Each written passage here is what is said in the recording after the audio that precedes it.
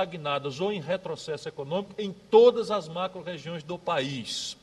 De maneira que aquele velho diagnóstico não é mais, senão, em parte, verdadeiro. Isso aqui é a fotografia, por exemplo, do Brasil sob o ponto de vista de educação superior.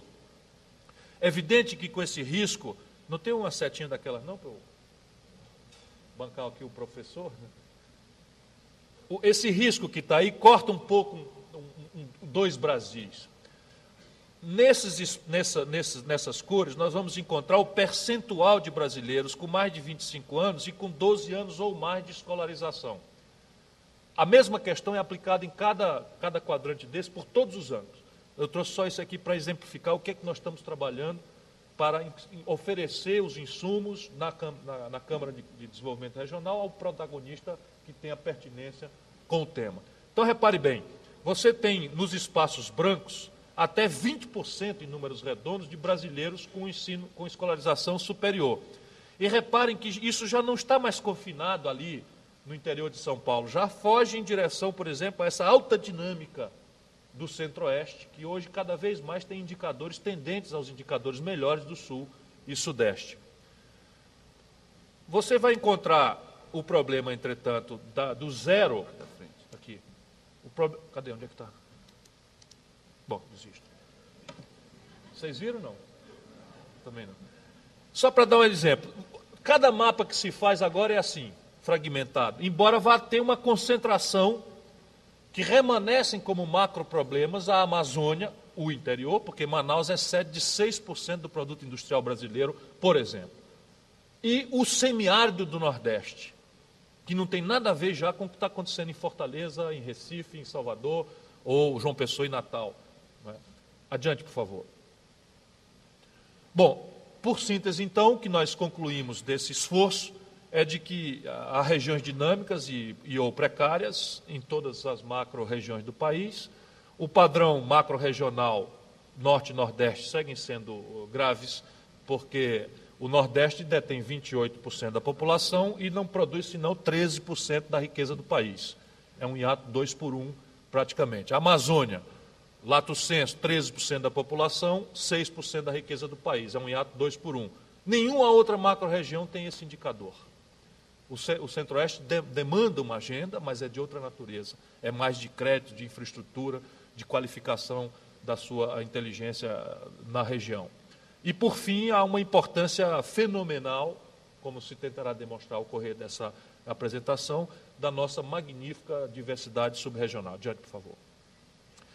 Disso, da política, resultam, então, nessa combinação fotografia-filme, 4 padrões que vão orientando as intervenções e a nova institucionalidade da política nacional de desenvolvimento regional. A turma do Furlan e do Roberto Rodrigues, né, da alta renda, que está em vários lugares do país, e aqui para diante começa a ser preocupação nossa na proporção e na personalidade que cada uma dessas interações, filme, fotografia, nível de renda, porém dinamismo da região, estagnada de média renda, baixa renda e estagnada, nossa mais aguda preocupação, e dinâmica de menor renda, que é a nossa mais extraordinária percepção da realidade brasileira, que é basicamente, talvez dá para abrir esses mapas, só um minutinho, só para vocês verem aqui, a miséria mesmo, aquela que está, filme ruim com fotografia ruim, ou seja, renda baixa e atrasada, estagnada, é essa aqui. Vejam, é grande, mas não é 2. É perfeitamente atacável, como se percebe claramente, está confinada no interior da Amazônia,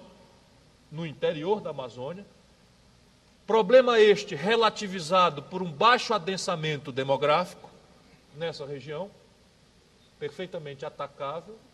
Por exemplo, essa seca que todos vimos pela televisão, o Ministério da Integração manejou como chefe do Sistema Nacional de Defesa Civil. 100% da população atendida, 167 mil pessoas.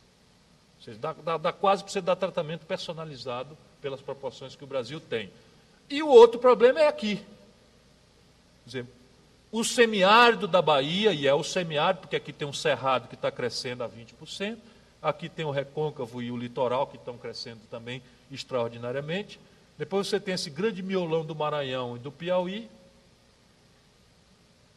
pedaços de Tocantins. Isto é, vamos dizer, retrato ruim, filme ruim, renda baixa e sem perspectiva, também sem evolução. Agora vejam, volta, Gadelha, vejam aquilo, para não ser muito mais chato do que já estou tendo que ser, aquilo que é baixa renda, ou seja, fotografia ruim e filme bom, que é o que mais nos estimula, é a maior parte do Brasil. Vejam, tem esse miolão aqui que vai do oeste de Minas Gerais até o sudoeste do Piauí, está crescendo a entre 16% e 20% ao ano, numa década em que o país não cresceu a 2 e fração. Apesar do governo, contra o governo, a revelia do governo e com desconhecimento do governo, aqui, por exemplo, se produz soja para exportação por estrada vicinal, o escoamento. E o governo, como imaginava, soja para exportação, naquela visão tradicional, é o eixo Cuiabá-Paranaguá, Cuiabá-Santos. Na lógica, vamos dizer, a consequência prática de um diagnóstico que já se superou. Adiante, por favor. Adiante agora. Bom, e disso então resulta este Brasil, vejam, para o bem, uma magnífica diversidade, para o mal, é muito mais difícil entender o Brasil agora. A agenda não pode mais ser essa agenda macro, há que ser uma agenda muito mais sintonizada, personalissimamente, com cada subespaço desse. As contrapartidas têm que ser ponderadas, os diagnósticos, o tipo de intervenção tem que ser diferente, desde uma sofisticada intervenção em matéria de um elemento de infraestrutura sendo absolutamente suficiente, até um agir a partir mesmo quase de cuidar das pessoas, porque elas não têm a menor chance de evoluir, mesmo com Bolsa Família impondo condicionalidade de matrícula, etc. ali. Então o país precisa dessa outra política. Esse é o país.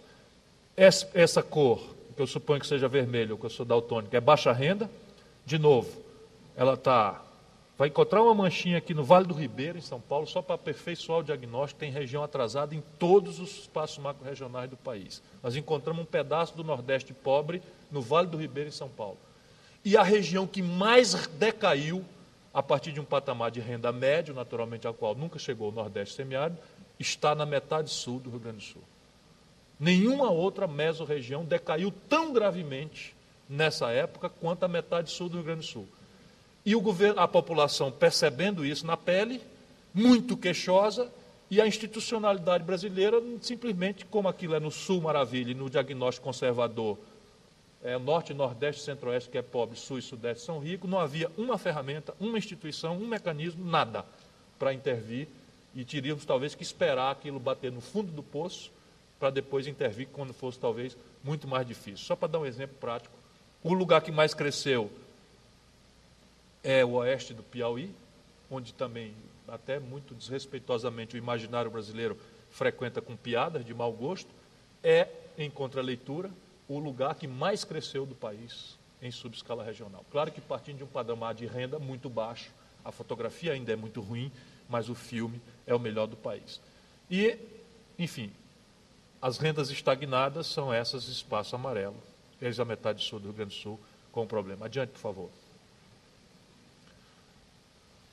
Bom, isso então nos obriga a articular essa nova ferramentaria, essa nova institucionalidade, e ela basicamente tem algumas premissas. Primeiro, ela não adianta imaginar que isso será atacado por uma política setorial, por um ministério setorial. O Ministério da Integração Nacional tinha que matar a ilusão de ser encarregado de superar esse desequilíbrio. O papel, essa política tem que ter a lógica de ser uma política nacional, envolvendo as entidades da federação, o setor produtivo, as universidades. Tem que ser uma política de governo, como seu conjunto, e articula-se aí o conjunto do governo para isso, e temos que intervir em escala múltipla.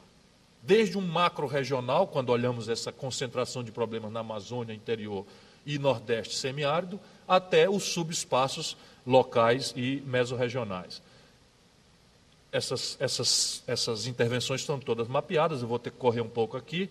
A escala nacional estabelece critérios, etc., para a regionalização dos investimentos, selecionamento das sub-regiões. Na escala macro-regional, para cada uma dessas regiões, um plano personalíssimo, com a lógica da identificação com aquela realidade, e as intervenções nos programas